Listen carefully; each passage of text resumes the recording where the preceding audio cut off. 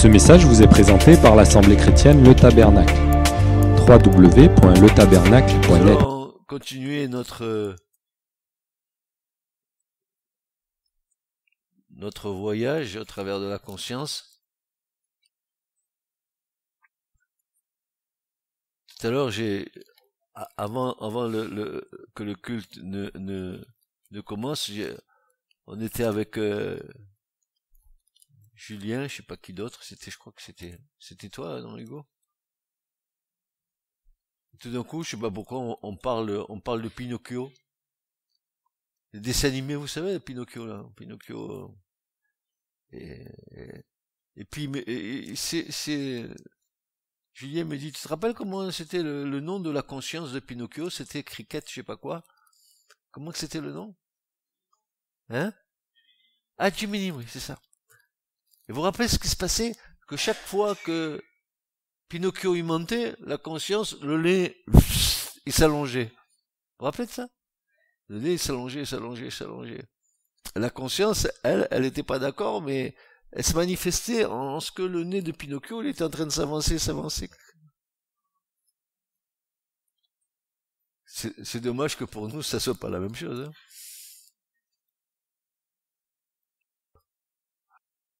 Je sais pas comment serait le monde, hein. À commencer par nos gouvernants. Ils auraient des drôles de pif.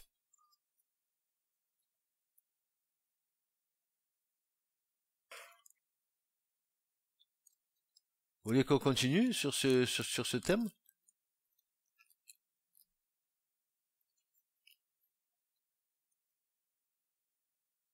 Je vais commencer par un verset.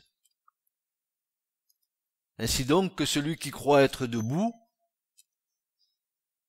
prenne garde de ne pas tomber.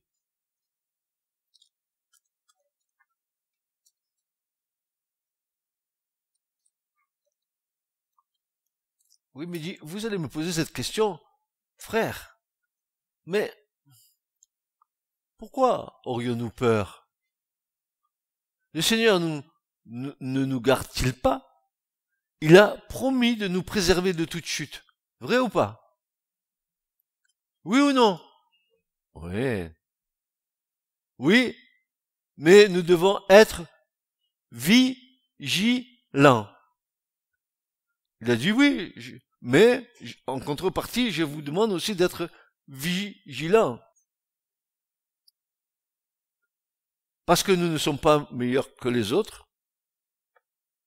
Tous, nous sommes de la même nature.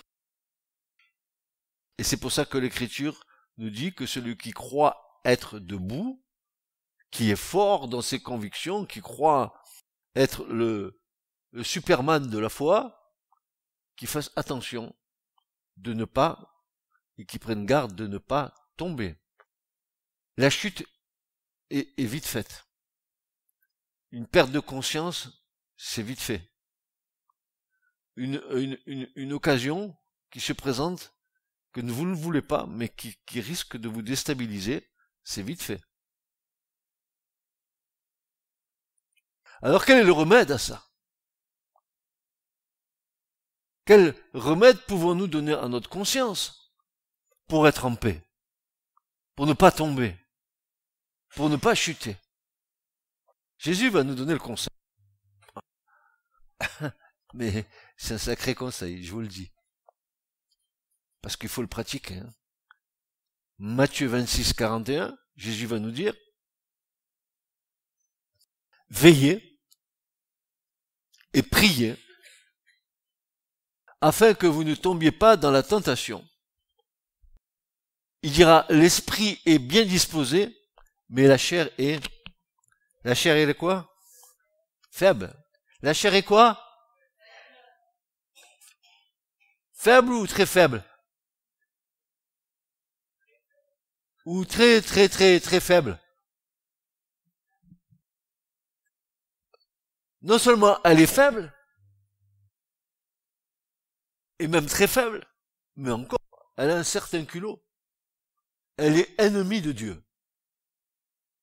Elle peut même pas se soumettre à Dieu. D'où l'intérêt spirituel de naître de nouveau et d'avoir le Saint-Esprit en nous pour nous aider. Sans l'Esprit Saint, nous ne pouvons pas résister à la tentation.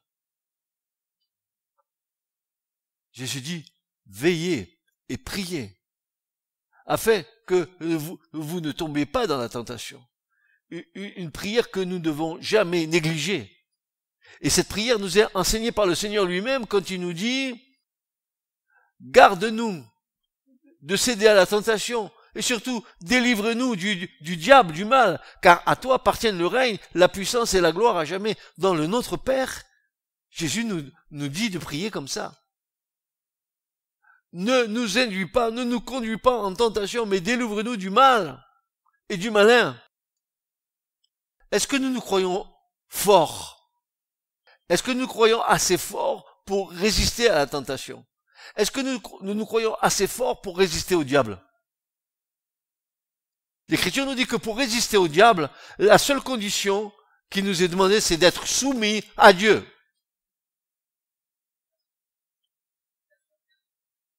C'est pas avec ma grosse voix, c'est pas avec ma corpulence, c'est pas avec ce que je suis que je vais résister au diable. Parce que le combat, il est pas charnel, il est spirituel. Le combat va se passer dans nos pensées. Le combat va s'amorcer en nous. Jacques nous dit, comment enfante le péché. Il dit, c'est comme une pompe qu'on doit amorcer, et une fois qu'elle est amorcée, ça va d'étape en étape jusqu'à ce qu'on chute. Ça va produire à la fin la mort. Car le salaire du péché, c'est évidemment la mort. Alors, comment faire pour entretenir une bonne conscience? Comment faire dans notre pratique de tous les jours, de notre vie de croyants et de croyantes, d'entretenir une bonne conscience envers Dieu? D'abord, la conscience, notre conscience, elle a besoin de points de repère. Et elle doit être elle-même éclairée. Si elle n'est pas éclairée, qu'elle n'a pas de repère, ma conscience va être ballottée à tout vent. Lorsque nous sommes loin de Dieu,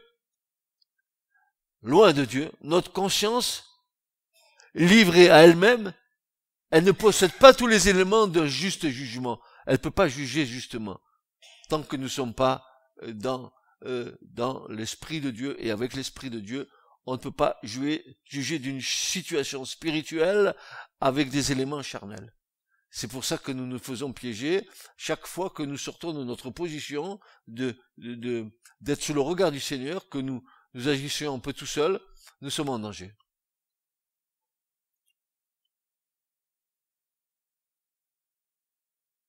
J'ai moi-même remarqué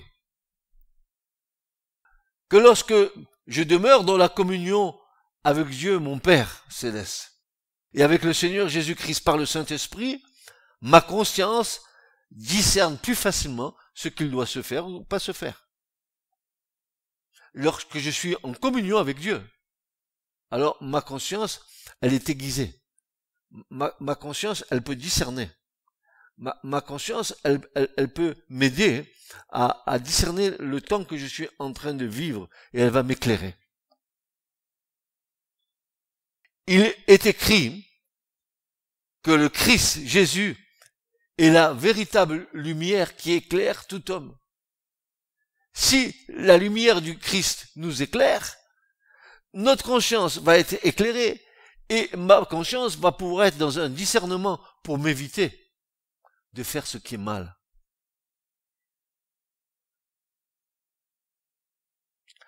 L'autre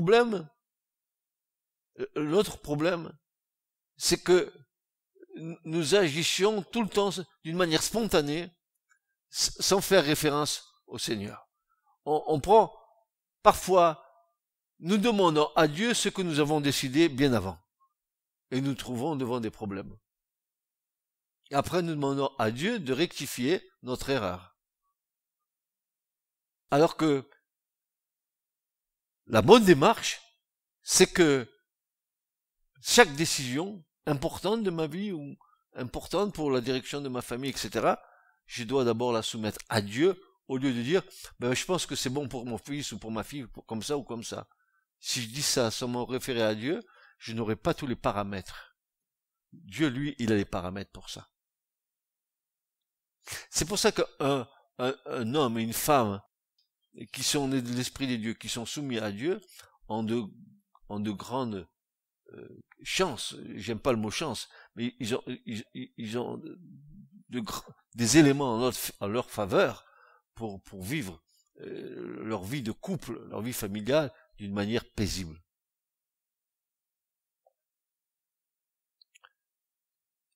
Pourquoi Jésus est cette lumière qui est venue dans le monde et qui a éclairé tout homme? Jean 1,9.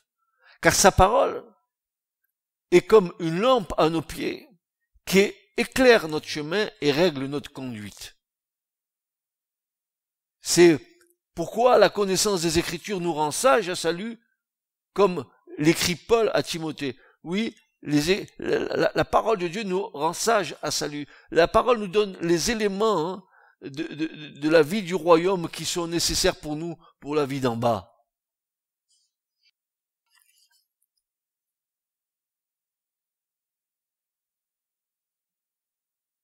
Nous sommes des incorrigibles.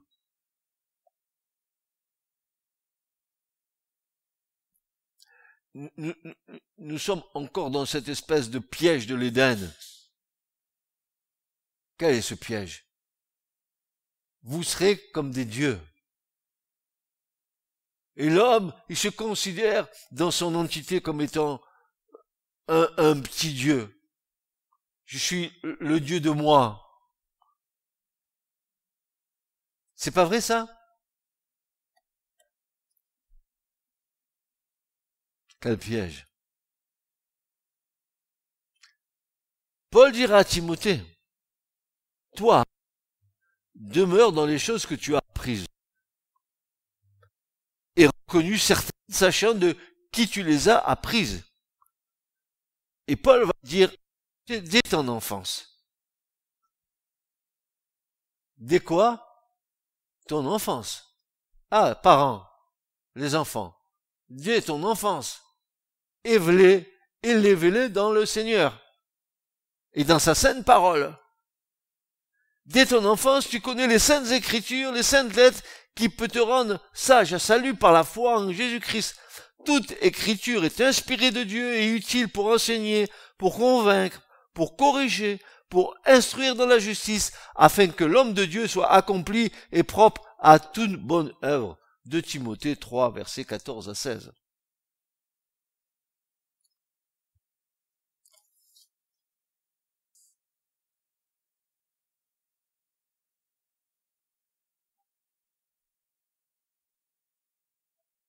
Notre conscience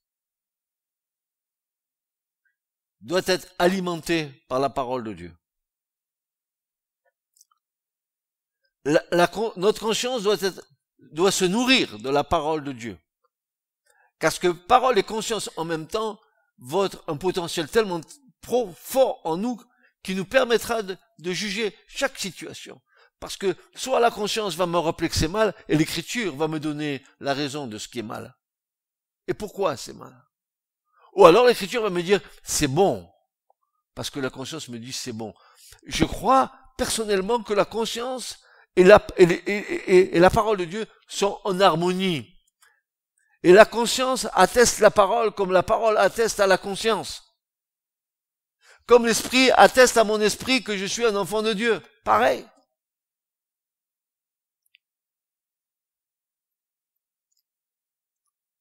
Je ne sais pas si c'est un sujet qui est beaucoup prêché dans l'église du Seigneur, cette chose-là. Dieu nous a créés. Il nous a donné une autonomie, mais pas pour que nous en fassions n'importe quoi. Quand on est en lui, cette autonomie devient une dépendance vis-à-vis de Dieu. J'agis plus en autonome. Ma vie est soumise à Dieu et toutes mes décisions, en tout cas je l'espère, je les prends avec Dieu. Ça m'évite plein de problèmes.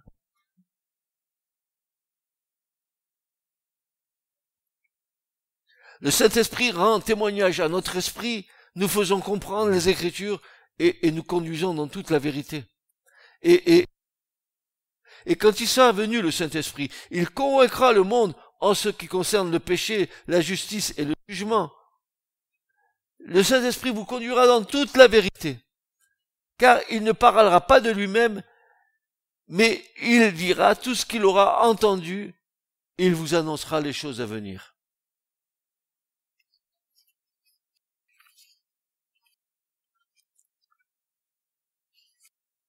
Tiens, à propos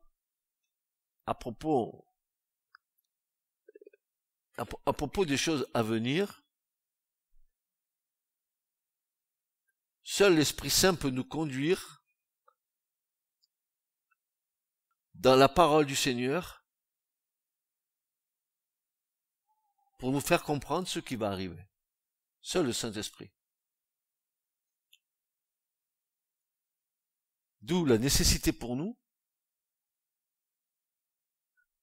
d'être remplis de l'Esprit et en même temps d'être remplis de la parole de Dieu.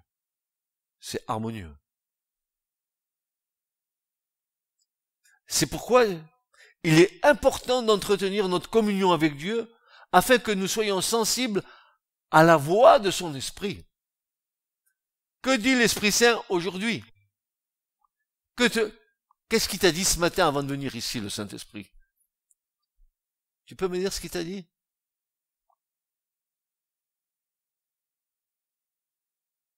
Quelle est la prière que tu as fait avant de venir ici? Qui a été conduite par l'Esprit? Est-ce que avant de venir ici, tu as pu prier en disant, Seigneur, je voudrais être harmonisé avec mes frères dans la louange et dans l'adoration, je voudrais qu'on soit un seul cœur, un seul et même esprit. Est-ce que cette prière-là, vous la faites? Parce que le Seigneur, ce qu'il veut, c'est entendre ça, et plus il entendra de notre part, et plus il va agir. Si je viens, comme je dis souvent, pour être simplement que des consommateurs de la parole de Dieu, ça sert à rien. Ne vous bornez pas simplement d'écouter de la parole, mais aussi de la mettre en pratique.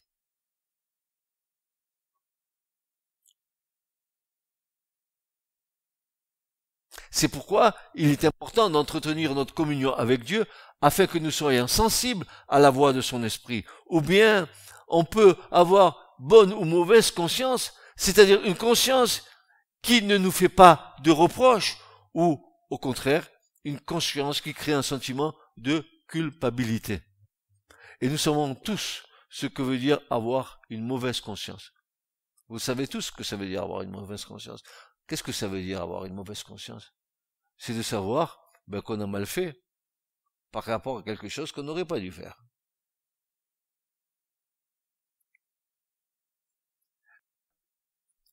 Dieu est bon, parce que même si tu ne crois pas en Dieu, Dieu a mis dans ton être intérieur des règles morales, où ta conscience va te dire que tu fais bien ou tu fais mal.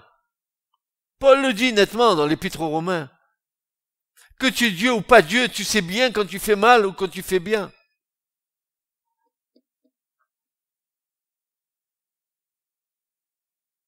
Nous savons tous ce que veut dire avoir mauvaise conscience lorsque nous commettons des choses qui ne doivent pas se faire. Le péché, sous toutes ses formes, est dénoncé par notre conscience lorsqu'elle est saine. Si ma conscience est obstruée, obscurcie, elle n'est plus ou peu réactive au péché. Elle s'est anesthésiée, parce que le péché l'a anesthésiée. Il nous faut retrouver une conscience pure.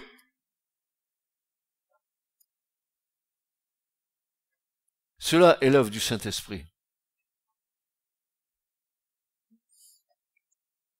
Le péché sous toutes ses formes est dénoncé par notre conscience lorsqu'elle est saine. C'est comme une lampe dont le faisceau met une chose en lumière. Pour cela, notre conscience doit être éclairée par la parole de Dieu et inspirée par le Saint-Esprit qui la rend sensible. Vous savez pourquoi le Saint-Esprit a rendu notre conscience sensible? C'est parce que c'est le Saint-Esprit qui est venu nous purifier de toutes les œuvres mortes. C'est lui, Hébreux 10, allez voir dans la parole de Dieu. C'est lui qui est venu faire cette chose-là. Je vous donnerai le verset si vous voulez. Et je vais vous le donner tout de suite, comme ça vous n'aurez pas à le chercher.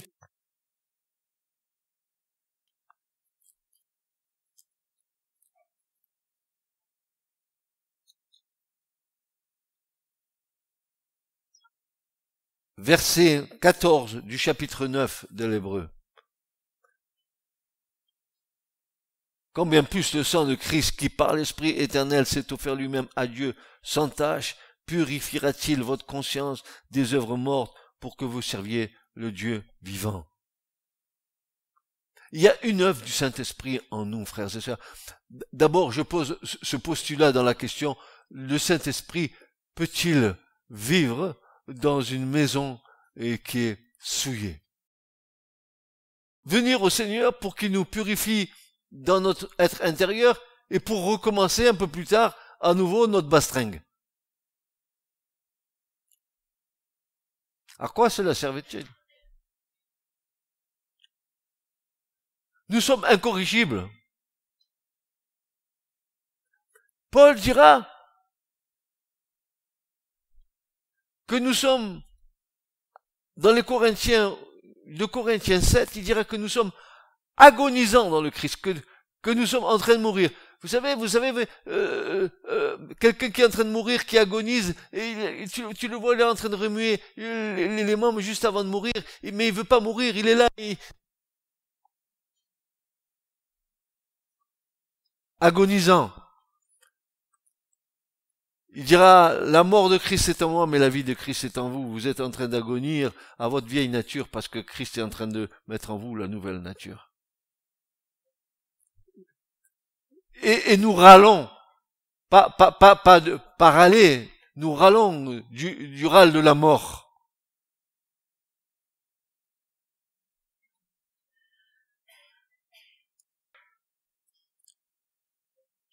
David, le roi David, rempli de l'Esprit de Dieu, a été repris à plusieurs reprises par sa conscience. Pourtant, David, tu as levé ma corne comme le buffle, tu m'as oint d'huile, psaume 92, David, c'était l'homme oint par excellence, hein, il en a eu trois, donc Jean David, pas une, trois, il en a eu, donc c'était un homme rempli de l'esprit. Pourtant, David va dire, dans 2 Samuel 24:10, il va dire ceci, David sentit battre son cœur, après qu'il eut fait ainsi le dénombrement du peuple, et il dit à l'Éternel, j'ai commis un grand péché en faisant cela.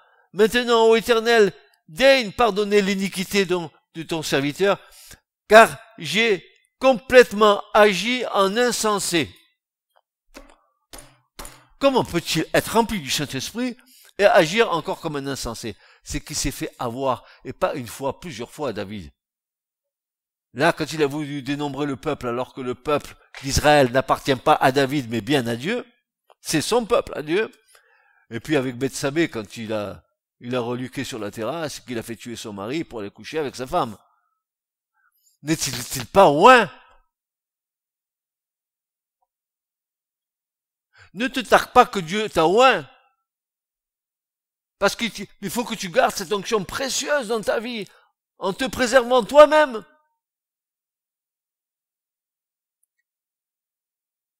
Comme David, tu peux chuter.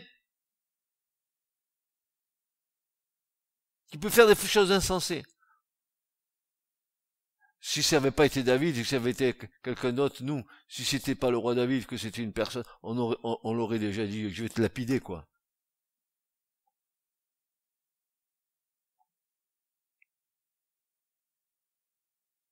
Au contraire, lorsque nous faisons ce qui est bien, nous pouvons avoir bonne conscience, et elle témoigne en notre faveur. Quand tu as une bonne conscience, ta conscience témoigne en ta faveur. Punaise, vous vous rendez compte le mot qui est là? La conscience témoigne en ta faveur. Et la conscience dit, tu es vrai. Tu es vrai. Regardez. Car ce qui fait notre gloire, dit Paul, c'est ce témoignage de notre conscience, que nous nous sommes conduits dans le monde, et surtout à votre égard, avec sainteté et pureté devant Dieu. Non point avec une sagesse charnelle, mais avec la grâce de Dieu. 2 Corinthiens 1,12. Vous vous rendez compte? Ma conscience rend témoignage, hein, que je me suis conduit dans le monde et à votre égard. Je me suis conduit dans le monde, dans ton lieu de travail, là en dehors de l'église, là où tu es. Comment tu te conduis? Avec sainteté et pureté. Pas devant les hommes, devant Dieu. Donc tu le feras devant les hommes aussi. Tu n'es pas simplement saint et pur quand tu es à l'église. Tu dois être saint et pur quand tu es au milieu du monde. Et que le monde voit ton témoignage. Et que ta conscience rende témoignage de toi. Que tu es un enfant de Dieu. Et que tu marches dans les voies de Dieu. Qu'on voie en toi le reflet de Christ. On est compte la responsabilité que nous avons? Ouais, mais c'est trop élevé. On est dans le quotidien. Vous comprenez toutes ces choses. On l'a entendu le dimanche. Et le lundi, c'est déjà un jour différent. Et le lundi, on va agir totalement différemment de ce qu'on a entendu le dimanche. Ça, j'en suis certain.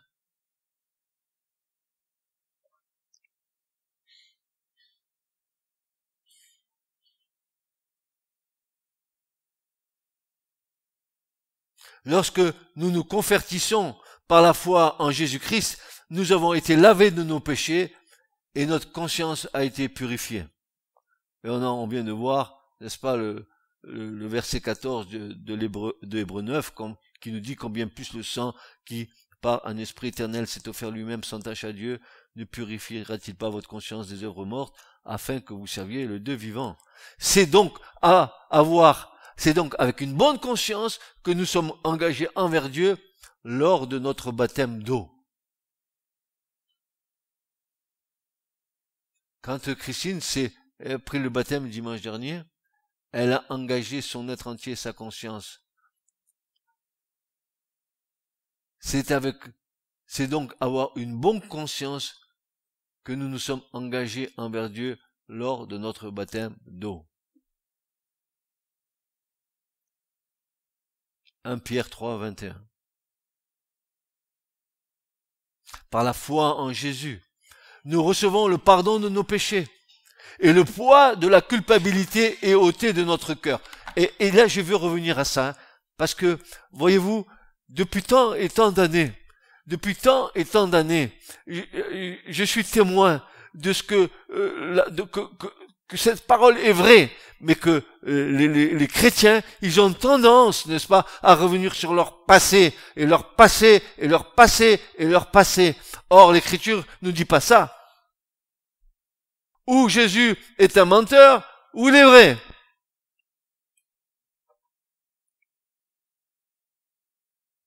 Par la foi en Jésus, nous recevons le pardon de nos péchés et le poids de la culpabilité est ôté de notre cœur.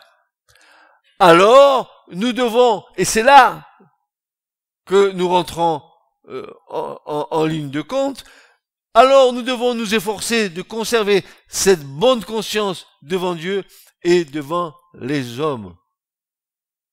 Et Paul dira à Timothée, je rends grâce à Dieu que mes ancêtres ont servi et que je sers avec une conscience pure, avec une conscience pure, avec une conscience pure. Je sers avec une conscience pure.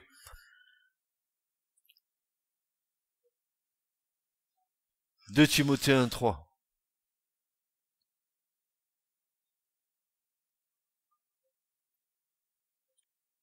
Et voilà encore Paul qui rajoute.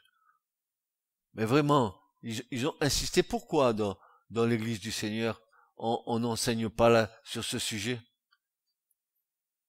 Pourquoi on ne met pas le chrétien devant sa responsabilité?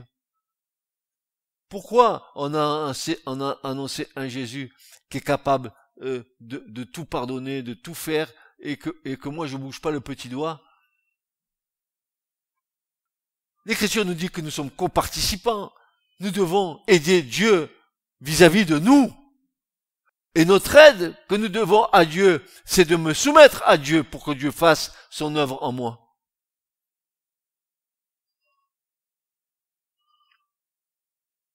Paul dira, nous rejetons les choses honteuses qui se font en secret. 2 Corinthiens 4:2.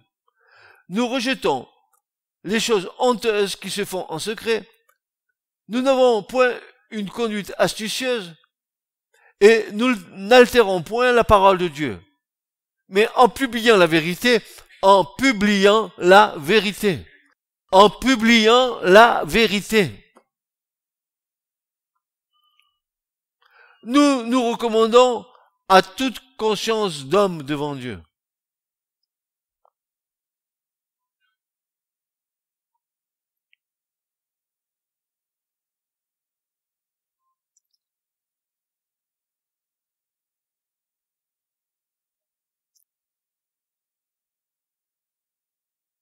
Rejetons les choses honteuses qui se font en secret.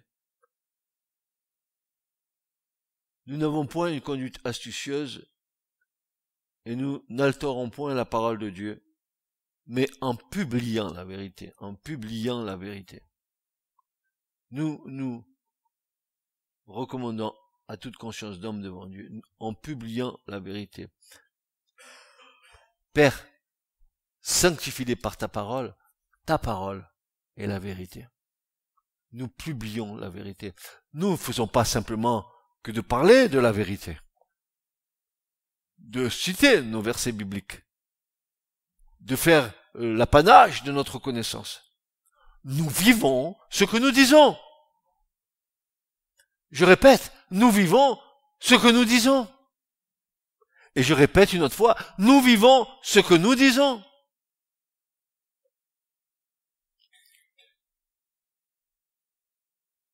Et comme ça suffisait pas, Pierre, il en rajoute une couche. Eh ben ouais. Pourquoi se gêner? Ils ont bien raison, les apôtres. 1 Pierre 3, versets 15 à 16.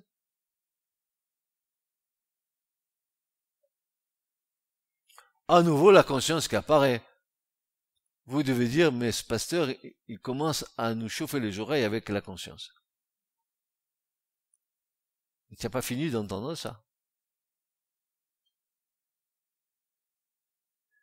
Pierre dit, mais sanctifiez dans vos cœurs Christ le Seigneur. Ah, vous avez bien compris que sanctifier dans vos cœurs Christ le Seigneur, ça veut dire mettez à part Christ dans votre cœur. À part. Alors, je vais être plus précis. Fais descendre ton joli petit moi que tu cajoles tellement avec tant d'amour. Fous-lui un bon coup de pied dans les fesses pour qu'il dégage du trône et laisse le Seigneur régner sur le trône de ton cœur. Sanctifiez dans vos cœurs Christ le Seigneur, étant toujours prêt à vous défendre avec douceur et respect devant quiconque vous demande raison de l'espérance qui est en vous, et ayant une bonne conscience, afin que la même où il vous calomnie, comme si vous étiez des malfaiteurs, ceux qui décrivent votre bonne conduite en Christ soient couverts de confusion.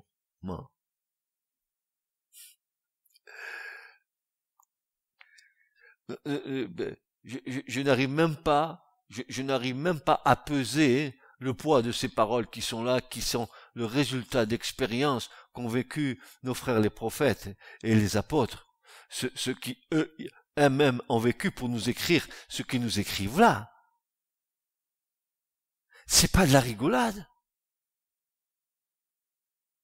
C'est pas comme dit le prophète Ézéchiel, chapitre 33. Oh Seigneur, oh, ils sont là, assis. Ils entendent les beaux cantiques. Ils entendent ta parole. Ils sont là, mais ils ont nullement l'intention d'obéir. Paf, ping, bang. Allez, prends ça dans la tête. Même à la limite, ils vont te dire, ce pasteur, il commence à m'enquiquiner.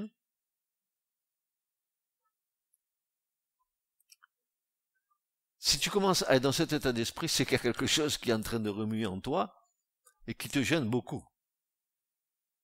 Moi, je suis là pour t'enquiquiner.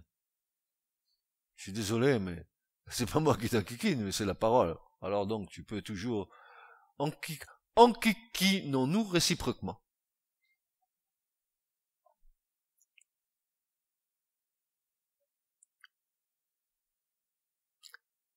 Ayant une bonne conscience afin que là, la même où ils vous calomnient, où ils disent toutes sortes de mauvaises choses contre vous, comme si vous étiez des malfaiteurs, des voleurs, des tricheurs, ceux qui décrient votre bonne conduite en Christ, soient couverts de confusion. Et Paul rajoutera, le but du commandement, c'est une charité venant d'un cœur pur, d'une bonne conscience et d'une foi sincère. Ah là, alors là, je suis d'accord complètement avec lui. Mais alors, 100% d'accord, bien sûr. Le but d'obéir à un commandement, de quelle façon tu dois aborder cette obéissance au commandement? Ah ben, avec un cœur pur, avec amour, n'est-ce pas? Avec une bonne conscience, et puis avec une foi sincère. Non parce que tu as la crainte d'un coup de bâton derrière la tête. Non, non, non, non, non, non, non. Parce que ta foi, elle est sincère, parce que tu as un cœur pur, parce que tu aimes les commandements de Dieu, ils sont justes, ils sont bons, ils sont saints. Romains chapitre 7. Allez voir. La loi, elle est juste, elle est bonne, elle est sainte.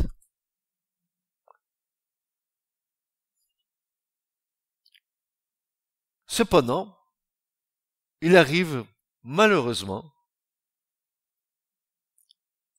que notre conscience témoigne contre nous à cause de péchés commis et que nous éprouvions un sentiment de culpabilité. Notre cœur nous condamne. Vous avez jamais eu un moment comme ça?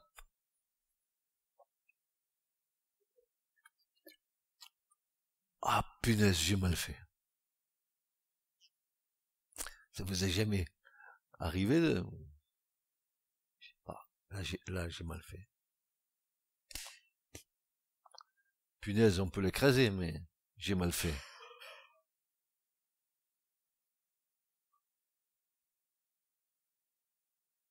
Notre cœur nous condamne, nous sommes malheureux, culpabilisés, et nous n'osons plus nous tenir devant Dieu. Nous avons donc une mauvaise conscience. Je peux plus prier. On dirait que le ciel il est fermé. Ah, pourtant, l'ouverture du ciel c'est 24 heures sur 24 et pour l'éternité. Pourquoi il est fermé le ciel? Ah ben parce que c'est toi qui l'as fermé. Et pourquoi tu l'as fermé au lieu de l'ouvrir? Pourquoi? Pourquoi le ciel est d'airain? Allez voir dans le Deutéronome 28. Pourquoi le ciel se ferme? Vous allez comprendre, vite. Nous sommes malheureux, culpabilisés, et nous n'osons plus nous tenir devant Dieu. Nous avons une mauvaise conscience. Voilà ce que dit la parole de Dieu. Vous voulez le conseil? Si vous voulez des ordonnances, je vous en ferai à la fin de la prédication. Bon pour 1 Jean 3, 18. À boire le matin à jeun. Petits enfants, c'est l'ordonnance. N'aimant pas en parole et avec la langue. Tu sais, je t'aime mon frère. Dès que tu sors, bam, bam, bam, bam, bam, bam. Tu as un costume taillé sur mesure. C'est même pas la peine d'aller au tailleur du coin, on te l'a taillé sur mesure. Bam. Il est comme ça, il manque d'amour. Et puis alors, en avant, ça y va, ça y va. Alors, mes petits-enfants, c'est l'ordonnance. N'aimons pas en parole et avec la langue, mais en action et avec vérité. Par là, nous connaîtrons que nous sommes de la vérité. Et nous nous rassurerons nos cœurs devant lui. Car si notre cœur nous condamne, Dieu, il est plus grand que notre cœur et il connaît toutes choses. Ça va pas? Pas besoin de suppositoire. Pas besoin de gargarisme. Tu prends ton ordonnance, tu te tiens devant Dieu. Et tu dis, pardonne-moi, Seigneur. Pardonne-moi, tu vois, des fois, ma langue, elle va plus vite que ma pensée. Des fois, ma langue, elle parle à tort et à travers, parce que, tu sais, Seigneur, j'ai une petite langue, elle est bien rose, mais j'arrive pas trop à la driver, à la dompter. Alors, peut-être que tu pourrais me rajouter dans l'ordonnance un petit fruit restaurateur. La maîtrise de soi, par exemple, Seigneur, ça serait bien que tu me l'accordes.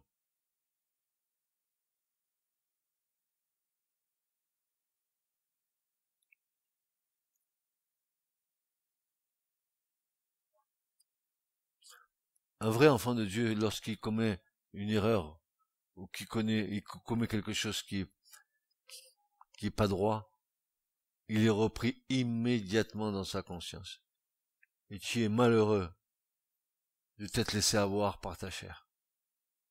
Et heureusement que tu peux revenir vers Dieu, demander pardon, avec un cœur sincère et une conscience qui demande à être purifiée par le Seigneur. Franchement, on peut pas continuer en accumulant dans notre conscience plein de choses qui font que, on continue à proclamer que nous avons la foi, et pourtant nous véhiculons en nous encore des choses qui ne sont pas réglées. Et pourtant, l'Écriture est claire. Dès que nous avons rencontré le Seigneur, dès que le Seigneur est entré dans nos vies, dès que nous avons reconnu l'œuvre de la croix, dès que nous avons confessé nos péchés, alors le sang de Jésus a agi.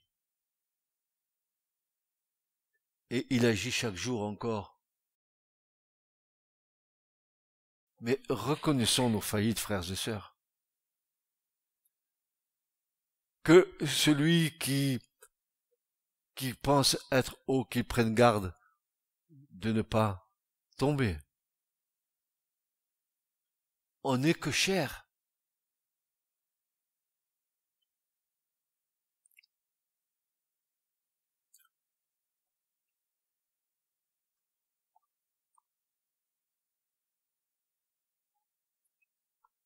Ça me fait penser on est toujours dans les dessins animés. Allez, allons-y. Blanche-Neige. Petit miroir, suis-je la plus belle? Suis-je le plus beau? Tu as vu, j'ai fait une permanente, j'ai fait une nouvelle coupe. Il me s'est passé des trucs. Je suis mignon. Qu'est-ce que tu en penses, toi, petit miroir? Vilain petit canard, va. La lumière du Seigneur va pénétrer notre conscience, va nous montrer ce que nous sommes réellement.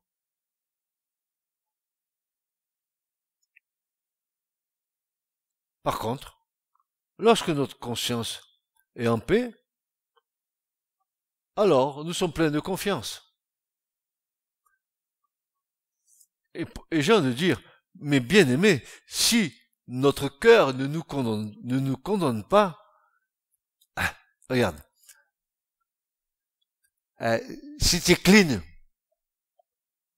et que ton cœur ne te condamne pas, Jean nous dit que nous avons de l'assurance devant Dieu. Et quoi que nous lui demandions, il nous l'accordera.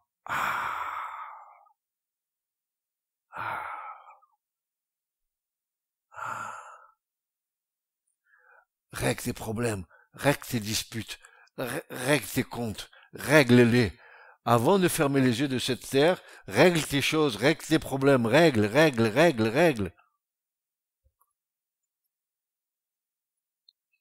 Fais un bilan. Il y a le positif et il y a le négatif. Je t'en prie. N'entretiens pas dans ton cœur des rancunes, des rancœurs. N'entretiens pas. Règle les problèmes.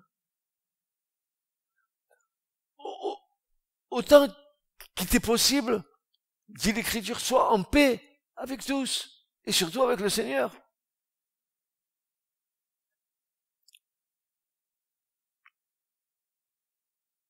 Bien-aimés, si notre cœur ne nous condamne pas, nous avons de l'assurance devant Dieu. 1 Jean 3, 21, nous avons de l'assurance. Le rôle de notre conscience est primordial. car si elle est saine, elle devient un arbitre qui témoigne de la qualité de notre relation avec Dieu et de ce qui en résulte. Elle témoigne de ma qualité avec ma relation avec Dieu. Si mon cœur ne me condamne pas, j'ai de l'assurance. Qu'est-ce que c'est avoir de l'assurance devant Dieu? Je suis assuré que ni la mort, ni la vie, ni les hommes, rien ne nous séparera de l'amour de Dieu qui a été manifesté dans le Christ. Et j'en passe, et des meilleurs dans l'Écriture. Il est donc important de garder une bonne conscience, car cette lampe de Dieu brillante dans nos cœurs éclaire notre chemin d'une façon particulière. Elle intervient comme un encouragement à persévérer dans le bien et comme un signal d'alarme lorsque nous nous écartons de la bonne route. À condition, bien sûr, de garder cette sensibilité de notre conscience. Il faut que notre conscience soit réactive. Faut pas qu'elle mette du temps avant de discerner la situation. Il faut que tout de suite elle réagisse.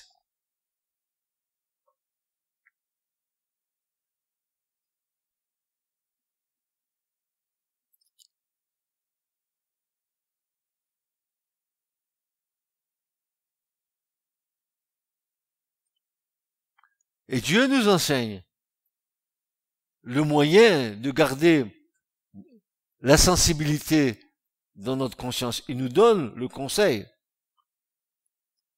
Et voici ce que il va nous dire par la bouche de l'apôtre Paul. Nous rejetons les choses honteuses qui se font en secret. Nous n'avons point une conduite astucieuse et nous n'altérons point la parole de Dieu. Mais en publiant la vérité, nous nous recommandons à toute conscience d'homme devant Dieu. Voilà. Rejetons toutes les choses qui peuvent et qui empêchent notre conscience d'être réactive. Toutes les choses de l'ordre des ténèbres, toutes les choses qui se présentent devant nous, toute pensée tordue, toute intention, toute envie, toute...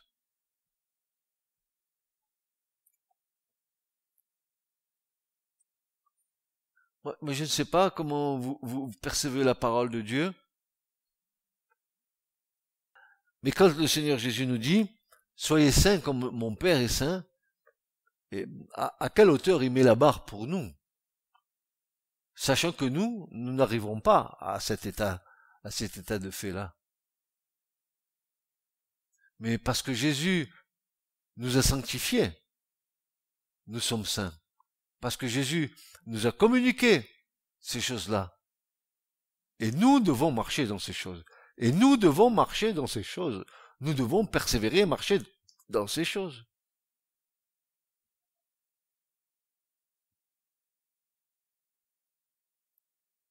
Et dans ce verset que nous venons de lire, nous remarquons trois choses importantes.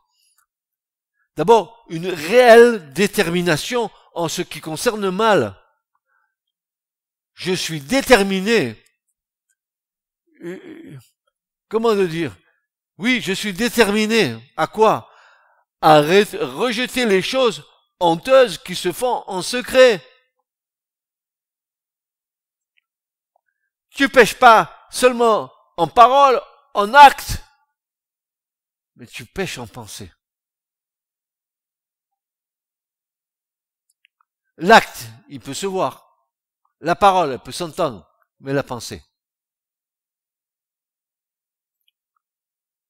Rejeter les choses honteuses qui se font en pensée. Il est important que nous comprenions bien que pour Dieu, rien n'est secret. Et que si nous pouvons cacher aux autres certaines choses de notre vie, elles sont connues du Seigneur qui nous demande de les abandonner et de les rejeter. Tu dis, chouette, je cache. Ben, tu peux cacher tant que tu veux. Tu vas leurrer ta femme, tu vas leurrer ton petit copain, tu vas leurrer ton ami, qui tu veux, mais pas Dieu. Pas Dieu. Tu crois que le Seigneur, je serai tous les jours avec vous. Il n'a pas dit de temps en temps, il a dit tous les jours. Ça veut dire qu'il est là tous les jours. Et t'as compris qu'il est là tous les jours.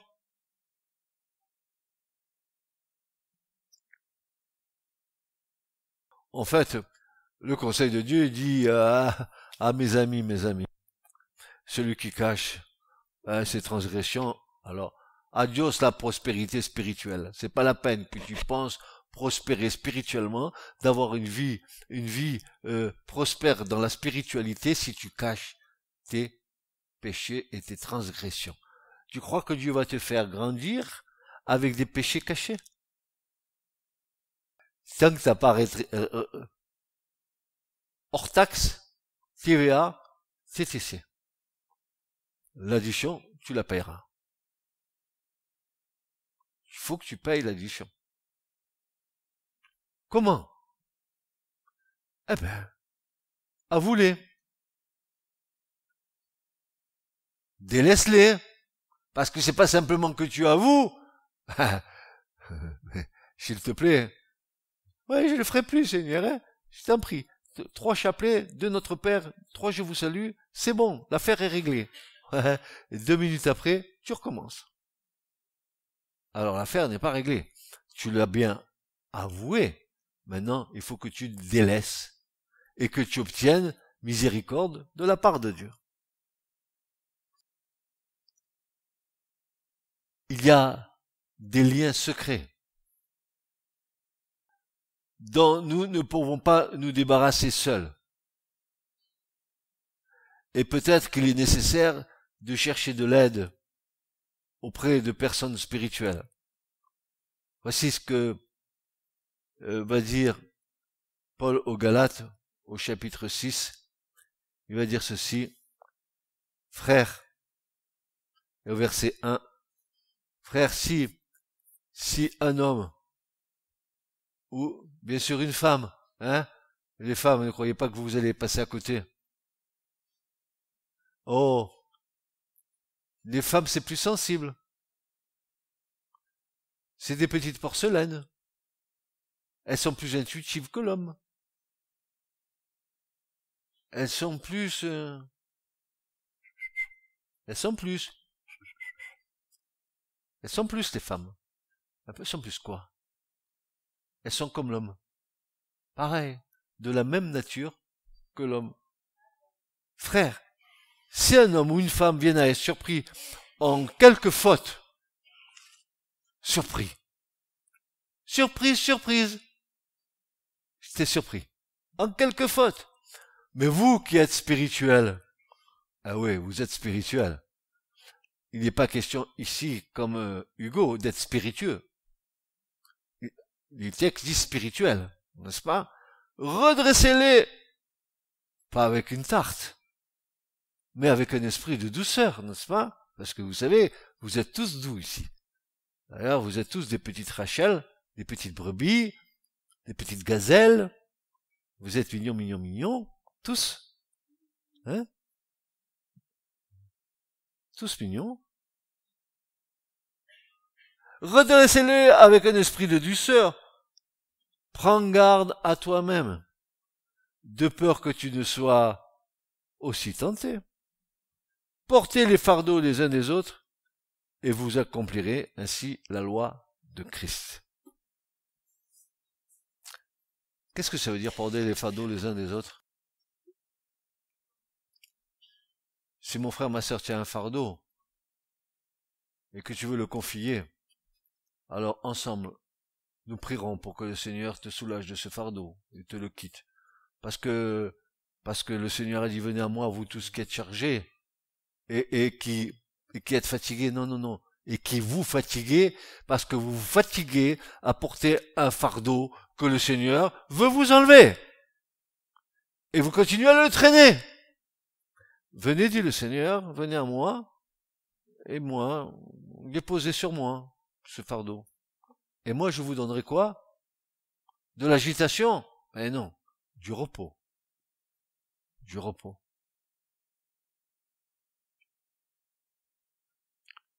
Un cœur droit, honnête, aimant la vérité.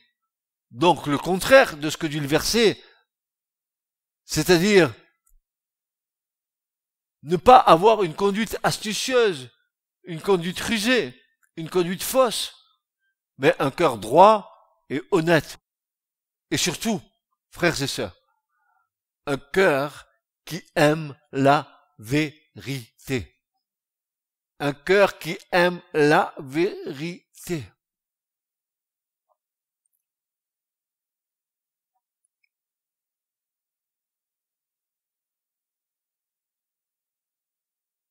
Et troisièmement, par rapport à ce verset que nous avons lu,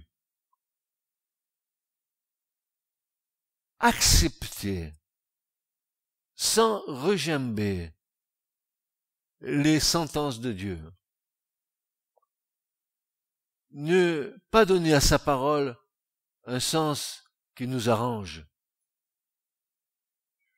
Ce qui nous amène à être vrai et à être sincère. Pas ce qui nous arrange dans ce qui nous dérange, mais à être vrai et sincère devant Dieu. Ne pas avoir une conduite rusée, c'est, me semble-t-il, le serpent était l'animal le plus rusé qui se trouvait dans le jardin de l'Éden. Rusé, astucieux. Oh, Ève, t'as vu comment il est beau l'arbre là? Ça faisait un petit casse-croûte ensemble. Fausse. Une conduite fausse. Mais plutôt un corps droit, honnête, et qui aime la vérité. Quand vous dites que vous aimez la vérité, en réalité vous dites que vous aimez Jésus. Parce que lui est la vérité. C'est pas votre vérité. Tu écoutes ce que je suis en train de dire? C'est pas ta vérité. C'est Jésus qui est la vérité.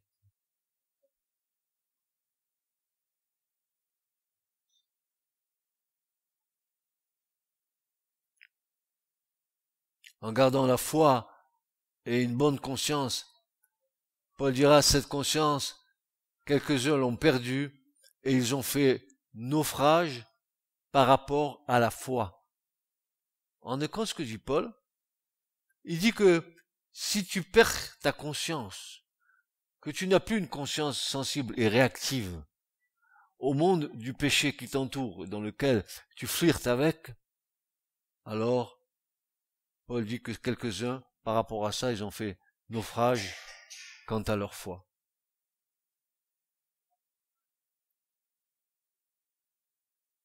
En fait, tu t'es mal embarqué, quoi. Donc, ta barque, elle va faire naufrage. Dans ce passage, nous remarquons que la perte d'une bonne conscience a pour conséquence le naufrage de la foi. Sans aller jusque-là, nous pouvons être ébranlés dans notre assurance lorsque nous péchons. Alors, il faut à nouveau, sans tarder, retrouver notre communion avec le Seigneur. Quoique cette prédication n'est pas terminée, je vous engage à faire un bilan de votre vie. Chacun, bien sûr, pour sa propre vie. Et mettez sur un papier ce qui ne va pas. Mettez ce que vous savez qui vous empêche d'être dans l'épanouissement, parce que cette chose vous travaille, vous tracasse, vous embête, vous ennuie, parce que ça entretient en vous des rancunes, des rancœurs, des choses qui vous empoisonnent la vie. Il y a ce verset qui dit, venez à moi, dit le Seigneur, venez à moi. Vous voulez le repos de Dieu? Est-ce que vous voulez le repos de Dieu? Le vrai repos.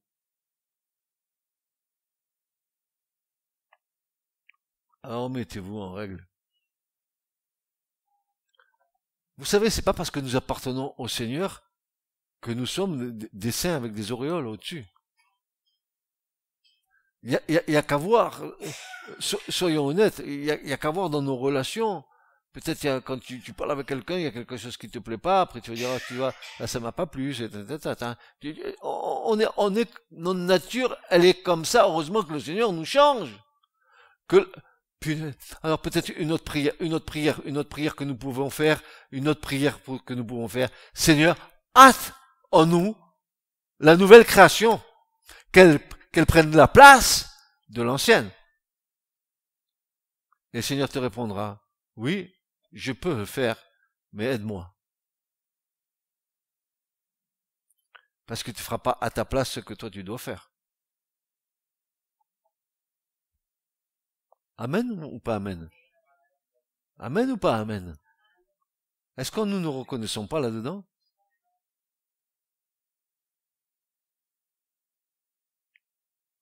Est-ce que l'Église n'a pas besoin d'une nourriture solide? N'a-t-elle pas... Frère, au-delà de nos doctrines courantes, de la foi chrétienne, de la foi en Christ, ces doctrines que nous connaissons tous, les doctrines des baptêmes, l'imposition des mains, et tout le listing que nous connaissons, mais l'Écriture est bien plus que cela.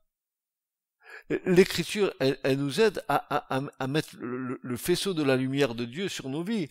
Et ce n'est pas simplement que l'extérieur. Cet extérieur-là, il va passer. Ça, ce que tu vois de moi, dans quelques années, ça sera plus. C'est pas ce que tu chéris, que tu bichonnes, que tu fasses ci, et je me fais du ci, je me fais du ça, pour paraître belle, pour paraître beau, et je me mets dessus, je me mets de ça. Ben, fais ce que tu veux. Jézabel, elle en faisait autant. Elle se maquillait, elle se faisait du ci, elle se faisait les ongles, tout pour piéger Naboth. Et son mari, alors, elle l'avait mis dans la poche. Mais ça marche pas. Ou ça marche qu'un temps. Ça marche qu'un temps. Considérez sa fin. Considérez la fin de Jézabel.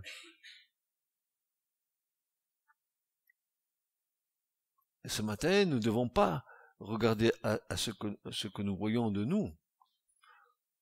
Que nous puissions avoir une haute opinion de ce que nous sommes.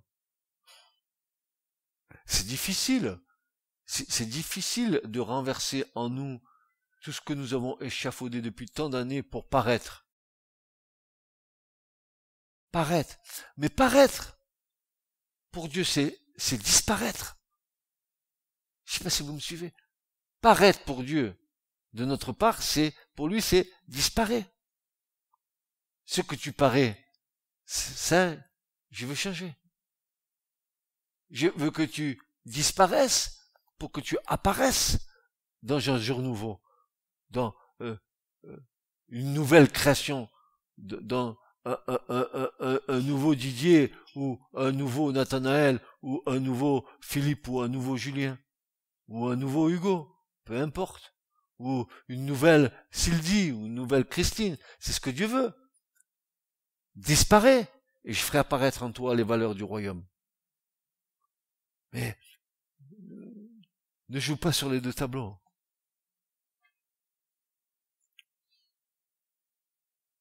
Ainsi, le Seigneur dit, entretenez votre conscience. Entretenez votre conscience. Afin que par le moyen de la foi, vous puissiez être agréable devant Dieu. Vous avez vu que la foi et la conscience étaient liées ensemble. Donc, faisons en sorte que le Seigneur soit heureux de nous voir agir dans les choses concernant son royaume. Amen. Et que vous puissiez, vous et moi, grandir dans le Seigneur. Vous et moi, grandir dans le Seigneur. Jusqu'à, dira Paul, et c'est des mystères, jusqu'à toute la plénitude de Christ. Alors, quand nous entendons ces choses, et ces hommes ne nous ont pas écrit des épîtres pour que nous ne soyons pas capables de les réaliser. Dieu va nous aider à réaliser ce qu'ils ont écrit. C'est parce que c'est le Saint-Esprit qui a écrit ces choses. Ces hommes ont écrit, inspirés par l'Esprit de Dieu. Et nous ont laissé ces paroles-là pour que nous nous grandissions, que nous parvenions tous ensemble. Vous avez vu, il n'est pas question que je paraisse moi tout seul.